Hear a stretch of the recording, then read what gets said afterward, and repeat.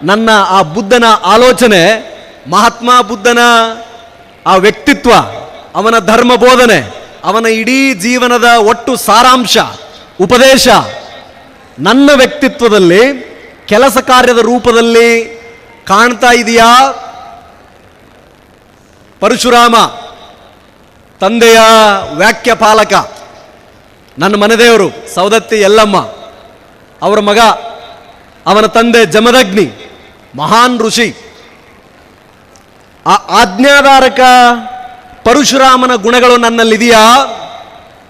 ನನ್ನ ತಂದೆ ಹೇಳಿದ್ದನ್ನು ಪಾಲಿಸುವುದು, ಅಥವಾ ಜಗತ್ತಿಗೆ ಅಂದು ಎಲ್ಲ ರಾಜ ಮಹಾರಾಜರುಗಳ ಉಪಟಳ ಹೆಚ್ಚಾದಾಗ ಆ ಭೂಮಿಯ ತೂಕವನ್ನು ನಿರ್ವಹಿಸಲಿಕ್ಕೆ, ಸಮತೋಲವನ್ನು ಕಾಯ್ದುಕೊಳ್ಳಲಿಕ್ಕೆ ಅವನು ತೆಗೆದುಕೊಂಡು ಹೊರಟ ಪರಶುರಾಮನ ಪರಶು, ಆ ಶಕ್ತಿ, ದುಷ್ಟ ಸಂಹಾರ, ಶಿಷ್ಟ ರಕ್ಷೆ, ಆ ಛಾತಿ, ಆ ಧೈರ್ಯ, ಆ ಅವತಾರದ ಸ್ವರೂಪ ನನ್ನಲ್ಲಿದೆಯಾ? ಆಜ್ಞಾಧಾರಕನೂ ಹೌದು, ಜಗದ ಸರ್ವ ಸಮತೋಲವನ್ನು ಕಾಯ್ದುಕೊಳ್ಳಲಿಕ್ಕೆ ಕತ್ತಿ ಎತ್ತಿ ಯುದ್ಧ ಮಾಡುವ ಛಾತಿ, ಇದು ಪರಶುರಾಮನ ಗುಣ. ಅದು ನನ್ನಲ್ಲಿದೆಯಾ? ಧರ್ಮ ಬೋಧಕನಾಗಿ ಜೀವನ ಪೂರ್ತಿ ಹುಟ್ಟಿನಿಂದ ಕೊನೆವರೆಗೂ ಕೂಡ ಸಂಕಷ್ಟಗಳನ್ನೇ ಎದುರಿಸಿದ ಶ್ರೀಕೃಷ್ಣ ಪರಮಾತ್ಮನ ಆ ಲೀಲಾ ಶಕ್ತಿ, ಸಮಯ ಪ್ರಜ್ಞೆ, ಯದಾ ಯದಾ ಧರ್ಮದ ಸ್ಥಾಪನೆಗಾಗಿ, ಧರ್ಮದ ರಕ್ಷಣೆಗಾಗಿ, ಕಾಲ ನಿಯಮದ ಅನುಕರಣೆಗಾಗಿ ಅತಿಯಾಸೆ, ಮೋಹ, ಲೋಭ, ದುಷ್ಟತೆ ಇದೆಲ್ಲವನ್ನೂ ಕೂಡ ಸ್ವತಃ ಯುದ್ಧ ಮಾಡದೆ, ಸ್ವತಃ ಕತ್ತಿ ಎತ್ತದೆ ಅವರ ಜೊತೆಗಿರುವ ವ್ಯಕ್ತಿಗಳಿಗೆ ಆ ಸ್ಫೂರ್ತಿಯನ್ನು ತುಂಬಿ, ಒಬ್ಬ ಅರ್ಜುನ, ಒಬ್ಬ ಧರ್ಮರಾಯ, ಇನ್ನೊಬ್ಬ ವ್ಯಕ್ತಿಯನ್ನ, ಒಬ್ಬ ರಾಧೆ, ಇನ್ನೊಂದು ಮತ್ತೊಂದು ಅಂತ ನಮ್ಮ ಸುತ್ತಮುತ್ತಲಿರುವ ವ್ಯಕ್ತಿಗಳಲ್ಲಿ ಆ ಸ್ಫೂರ್ತಿಯನ್ನು ತುಂಬಿ, ನನ್ನ ಅಣ್ಣನೇ ಆಗಿರಲಿ, ತಮ್ಮನೇ ಆಗಿರಲಿ, ನನ್ನ ತಂದೆಯೇ ಆಗಿರಲಿ, ತಾಯಿಯೇ ಆಗಿರಲಿ, ಓದುತ್ತಿರುವ ಶಾಲೆಯೇ ಆಗಿರಲಿ, ವಾಸಿಸುತ್ತಿರುವ ಸ್ಥಳವೇ ಆಗಲಿ, ಆ ಶ್ರೀಕೃಷ್ಣ ಪರಮಾತ್ಮನ ಕರ್ಮಣ್ಯೇವಾಧಿಕಾರಸ್ತು ಮಾ ಫಲೇಸು ಕದಾಚನ, ಕೆಲಸ ಮಾಡುವ ಆ ಕರ್ತವ್ಯ ಪ್ರಜ್ಞೆ ನಮ್ಮಲ್ಲಿ ಹಿಡಿಕೆ ಹಾಕ್ತಾ ಇದೆಯಾ? ಆ ಶ್ರೀಕೃಷ್ಣ ಪರಮಾತ್ಮನಿಂದ ನಾನು ಕಲಿತ ಅಂಶಗಳೇನು? ಎಲ್ಲ ಕಷ್ಟಗಳಿದ್ದರೂ ಆ ಎಲ್ಲ ಕಷ್ಟಗಳನ್ನು ಮೀರಿ ಸಮಾಜದ ಒಳಿತಿಗಾಗಿ, ಇಡೀ ರಾಷ್ಟ್ರದ ಒಳಿತಿಗಾಗಿ, ಲೋಕದ ಹಿತಕ್ಕಾಗಿ ಎಲ್ಲ ಸವಾಲುಗಳನ್ನು ಸ್ವೀಕರಿಸುವ ಗುಣ, ಎಲ್ಲ ಸಮಸ್ಯೆಗಳಿಗೂ ಪರಿಹಾರವನ್ನು ಕಂಡುಹಿಡಿಯುವ ನಿಟ್ಟಿನಲ್ಲಿ ನಾನು ಮಾಡಬೇಕಾದ ತಪಸ್ಸು ನನ್ನ ವ್ಯಕ್ತಿತ್ವದಲ್ಲಿ ಇಣಿಕೆ ಹಾಕ್ತಾ ಇದೆಯಾ? ನನ್ನ ವ್ಯಕ್ತಿತ್ವದಲ್ಲಿ ಇಣಿಕೆ ಹಾಕ್ತಾ ಇದೆಯಾ? ಯಾರೋ ಒಬ್ಬ ವ್ಯಕ್ತಿ, ಬಲಾಢ್ಯ ವ್ಯಕ್ತಿ, ಬಲಿಚಕ್ರವರ್ತಿ ಅಂತವನು ಬಂದಾಗ ಲೋಕವನ್ನು ಕಾಣಲಿಕ್ಕೆ ವಾಮನನಾಗಿ ಅತೀ ಸಣ್ಣ ವೇಷದಲ್ಲಿ, ರೂಪದಲ್ಲಿ, ಚರ್ಮದೇಹಧಾರಿಯಾಗಿ ನಿಯಂತ್ರಿಸಲಿಕ್ಕೆ ಆ ವಾಮನ ರೂಪನಾದರೂ ಕೂಡ ಇಡೀ ಬ್ರಹ್ಮಾಂಡಕ್ಕೆ ಜ್ಞಾನದ ಮೂಲಕ, ಅಂತಃಶಕ್ತಿಯ ಮೂಲಕ ಆ ಮಟ್ಟಕ್ಕೆ ಬೆಳೆಯುವ ಧೀಶಕ್ತಿ ನಮ್ಮಲ್ಲಿದೆಯಾ? ಬೇರೂರಿದೆಯಾ? ಪೈರೊಡೆದಿದೆಯಾ? ಮೈದಳೆದಿದೆಯಾ?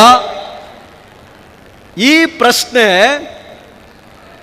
ಚರಿತ್ರೆಯಿಂದ ನಾವು ಕಲಿಯಲಿಕ್ಕೆ ಇರಬೇಕಾದ ಅಂಶಗಳು. ಯಾವ ವ್ಯಕ್ತಿಯೂ ಸಾಮಾನ್ಯನಲ್ಲ. ಶ್ರೀಕೃಷ್ಣ ಪರಮಾತ್ಮನೇ ಹೇಳುವ ಹಾಗೆ ಪ್ರತಿ ಮಗುವಿಗೂ ಕೂಡ ಜಗತ್ತನ್ನಾಳುವ ಶಕ್ತಿ ಇದೆ.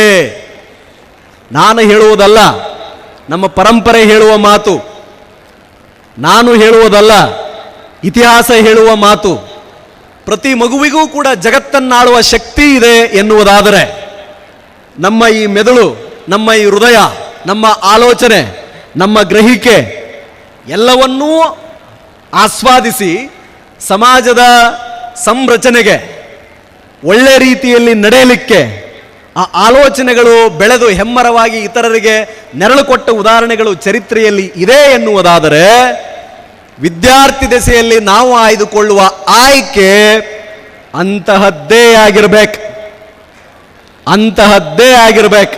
ನನ್ನ ಆಯ್ಕೆ ಅತ್ಯುತ್ತಮ, ನನ್ನ ಆಯ್ಕೆ ಉದಾತ್ತ, ನಾನು ಆಯ್ದುಕೊಂಡ ಬದುಕು ಬಹಳ ಆದರ್ಶಮಯ ಅಂತ.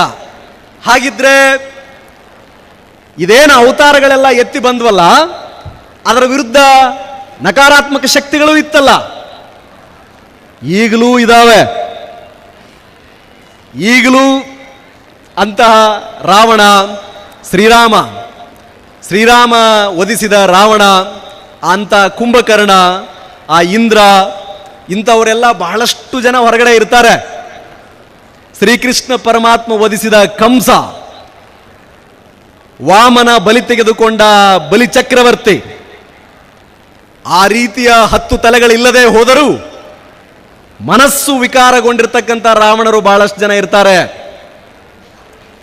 ಇಡೀ ತನ್ನ ಕಬಂಧ ಬಾಹುಗಳಿಂದ ಜಗತ್ತನ್ನೇ ಆವರಿಸಲಿಕ್ಕೆ ಆಲೋಚನೆಗಳಿಂದ ಹೊಂದಿರತಕ್ಕಂಥ ವ್ಯಕ್ತಿಗಳು ನಮ್ಮ ಜೊತೆಗೆಲ್ಲ ಇರ್ತಾರೆ. ಅಂತ ವ್ಯಕ್ತಿಗಳಿದ್ದಾಗಲೆಲ್ಲ ಈ ಅವತಾರಗಳನ್ನು ನಮ್ಮಲ್ಲಿ ಪ್ರತಿಷ್ಠಾಪಿಸಿಕೊಂಡು ನಮ್ಮನ್ನು ಸಂರಕ್ಷಿಸಿಕೊಂಡು ನಾವು ಬೆಳೆದು ಇತರರಿಗೂ ನೆರಳಾಗುವುದಿದೆಯಲ್ಲ, ಅದು ಒಬ್ಬ ವಿದ್ಯಾರ್ಥಿಗೆ ಇರಬೇಕಾದ ಮೂಲಭೂತ ಗುಣ, ಲಕ್ಷಣ, ವ್ಯಕ್ತಿತ್ವ. ಅದರಲ್ಲೂ ನಾನು ಸರ್ ಜೊತೆ ಮಾತನಾಡಬೇಕಾದ್ರೆ ಕೇಳಿದೆ, ನಮ್ಮೆಲ್ಲ ಸ್ಟೂಡೆಂಟ್ಗಳ ಬ್ಯಾಕ್ಗ್ರೌಂಡ್ ಏನು? Are they from affluent class, well to do? Most of them are middle class. ತಂದೆ ತಾಯಿಗಳೆಲ್ಲ ಕೆಲಸ ಮಾಡ್ತಿದ್ದಾರೆ. Few of them are okay, ಪರವಾಗಿಲ್ಲ, ಜೀವನ ನಿರ್ವಹಣೆಗೆ ಏನು ಕೊರತೆ ಇಲ್ಲ. But rest all are below poverty line, who must strive. ಅವ್ರ ಕೆಲಸ ತೆಗೆದುಕೊಳ್ಬೇಕು, ಒಳ್ಳೆ ವ್ಯಕ್ತಿಗಳಾಗಲೇಬೇಕಾದ ಅನಿವಾರ್ಯತೆ ಇದೆ. ಒಂದು ವೇಳೆ ನಮ್ಮನೆ 50-80 ಸೈಟಲ್ಲಿದ್ದು, 50-80 ಸೈಟಲ್ಲಿದ್ದು ಒಂದು 3 ಅಂತಸ್ತಿದ್ರೆ ಯು ಕ್ಯಾನ್ ರೆಸ್ಟ್, ಸ್ವಲ್ಪ ರಿಲ್ಯಾಕ್ಸ್ ಮಾಡಬಹುದು. ನಮ್ಮ ಮನೆಯಲ್ಲಿ ಸರ್ ಪಾರ್ಕಿಂಗ್ ಯಾರ್ಡಲ್ಲಿ ಒಂದು ರೇಂಜ್ ರೋವರ್ ನಿಂತಿದೆ, ನಮ್ಮ ತಂದೆ ಯೂಸ್ ಮಾಡ್ತಾರೆ. ಒಂದು ಮಿನಿ ಕೂಪರ್ ಇದೆ, ತಾಯಿ ಎಲ್ಲಾದ್ರೂ ಹೋಗಬೇಕಾದ್ರೆ ಉಪಯೋಗ ಮಾಡ್ತಾರೆ. ಒಂದು BMW ನನಗೆ ಕೊಟ್ಟಿದ್ದಾರೆ, ನೀವು ರೆಸ್ಟ್ ಮಾಡಬಹುದು. ಬ್ಯಾಂಕ್ ಬ್ಯಾಲೆನ್ಸ್ ಇದೆ, ತಂದೆ 1000 ಕೇಳಿದ್ರೆ 10,000 ಕೊಡ್ತಾರೆ. You need not put more efforts.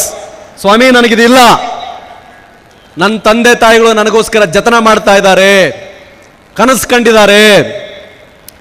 V don't have any rights to waste our time before 25.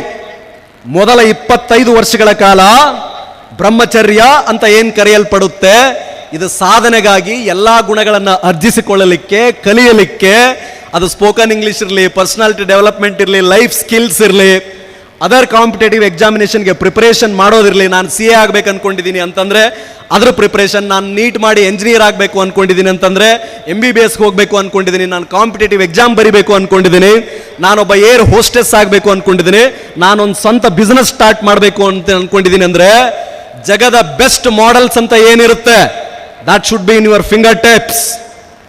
ಮೊಬೈಲಲ್ಲಿ ನೋಡ್ತೀವಿ ತಾನೆ, ಇನ್ಸ್ಟಾ, ಫೇಸ್ಬುಕ್, ಟಿಕ್ಟಾಕ್, ರೀಲ್ಸ್ ಎಲ್ಲ ನೋಡಿ, ಬೇಡ ಅನ್ನಲ್ಲ. ಅದರ ಜೊತೆಗೆ who are the top most achievers on this earth, who have come up, stood to the challenges among all adversity, amidst all adversity, who defeated those challenges and problems, who excelled in their field. Hotmail ಕಂಡಿಡಿದವರು ಯಾರು? ಅವನ ಹಿನ್ನೆಲೆ ಏನು? Google ಹೇಗೆ ಆರಂಭ ಆಯಿತು? Facebook ಹೇಗೆ ಆರಂಭ ಆಯಿತು? ಒಂದು ಅಮೆಜಾನ್ ಹೇಗೆ ಬಂತು? ಒಂದು ಫ್ಲಿಪ್ಕಾರ್ಟ್ ಹೇಗೆ ಬಂತು? ಒಂದು ಊಬರ್ ಹೇಗೆ, ಯಾವ ಮೆದುಳಿನಲ್ಲಿ ಮೊದಲು ಅದು ಮೈದಳೆಯಿತು, ಆಲೋಚನಾ ರೂಪವಾಗಿ ಬಂತು? ಒಂದು ಓಲಾ ಹೇಗೆ ಬಂತು? ಒಂದು ಓಯೋ ಹೇಗೆ ಬಂತು? ಸುಮಾರು 16,000ಕ್ಕೂ ಹೆಚ್ಚು ಸ್ಟಾರ್ಟ್ಅಪ್ಗಳು